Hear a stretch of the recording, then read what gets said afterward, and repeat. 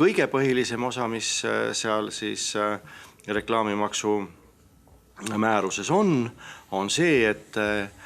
linna ühiskondlikuks objektiks olevatel välireklaami kandjatel, siis kõigepealt nimetame ära ühistranspordi ootekojad, prügikastid, rannakabiinid, avalikud tualettruumid, et seal on alkohoolsete jookide, tubakatoodete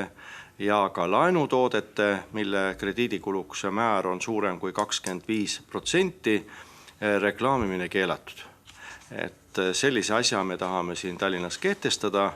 ja juhul, kui näiteks ütleme sellele siis tähelepanu ei pöörata, et seda reklaami ikkagi soovitakse